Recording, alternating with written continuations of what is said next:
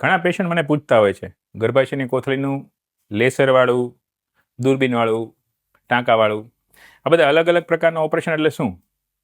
ગર્ભાશયની કોથળી ફૂલી ગઈ છે અથવા તો ગાંઠ છે અથવા તો ચાંદી છે, ગર્ભાશયની કોથળી કાઢવાની સલાહ મળી છે, પણ આ અલગ અલગ પ્રકારના ઓપરેશનો સાંભળીને બધું કન્ફ્યુઝન થતું હોય છે કે લેસરવાળું ઓપરેશન કેવું હશે, મતલબ એમાં લેસર વપરાતું હશે કે શું હશે, દૂરબીનવાળું ઓપરેશનમાં દૂરબીન હશે કે શું હશે, અથવા તો ટાંકાવાળું ઓપરેશન ટાંકા લઈને કરવાનું આવતું હશે કે શું હશે. હવે અલગ અલગ પ્રકારના કોથળી કાઢવાના 3 ઓપરેશન હોય છે.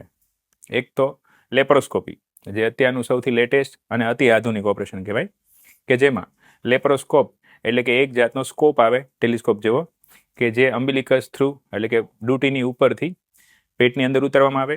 એના થ્રી આખું તમારું પેટનું અંદરના જે બધા ઓર્ગન છે એ એની સાથે જોડાયેલા ટીવીની અંદર દેખાય. અને બીજા 2 સાઇડ પોર્ટ એટલે કે ઓપરેટિંગ પોર્ટ, કે જ્યાંથી સર્જન અમુક લાંબી નળી આકારની સાઇઝના ઇન્સ્ટ્રુમેન્ટ પેટની અંદર જવા દે અને એ ઇન્સ્ટ્રુમેન્ટની ટીપથી થતી સર્જરી, એ સર્જરી આખી લેપ્રોસ્કોપીના ઇન્સ્ટ્રુમેન્ટ દ્વારા થાય. ટીવીમાં આખી સર્જરી દેખાય અને સર્જનને ટીવીમાં જોઈને સર્જરી કરવાની હોય છે, કે જેમાં તમારું પેટ ઓપન કરવામાં નથી આવતું કે પેટ ઉપર ચીરા કાપા કે કંઈ હોલ કે કંઈ કરવામાં આવતું હોતું નથી. અત્યારે ગર્ભાશયની કોથળીના ઓપરેશન, આંતરડાના ઓપરેશન, અપેન્ડિક્સની સર્જરી, સારણગાંઠ કે હર્નિયાની સર્જરી, ઓલમોસ્ટ પેટને લગતી ગમે તે સર્જરી ગણો તો બધી સર્જરી લેપ્રોસ્કોપીથી થતી હોય છે, જે બેસ્ટ અને સૌથી સરસ ઓપરેશન થતું હોય છે. એનાથી કામ આરામ ઓછો આવે, આખું ઘેન આવે, કમર પર ઇન્જેક્શન ન આવે, રિકવરી ફાસ્ટ હોય છે, બ્લડ લોસ થતો નથી, અંડર વિઝન બધી વસ્તુ થઈ છે, કે જેથી કરીને બીજા ઓર્ગનને ડેમેજ કે ઈજા થવાની સંભાવના હોતી નથી. હવે લેસરવાળું સર્જરી, લેસર એટલે કે કોઈ લેસર યુઝ થતું હોતું નથી ઓપરેશન દરમિયાન. લેસરવાળી સર્જરી એટલે કે વજાઇનલ હિસ્ટ્રેક્ટોમી.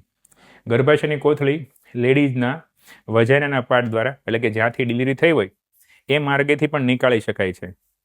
એ માર્ગેથી જે આપણે ટાંકા દોરા કે ક્લેમ્પ મારીને સર્જરી કરવામાં આવે એનું નામ વજાઇનલ હિસ્ટ્રેક્ટોમી.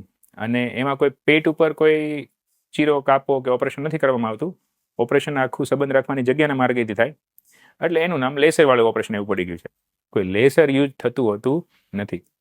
ક્લેમ્પ મારીને દોરાથી ક્લેમ્પને ટાઈ કરવાના અને થોડા બાઇટ્સ લેતા આખી ગર્ભાશયની કોથળી એ જ માર્ગેથી બહાર કાઢવાની.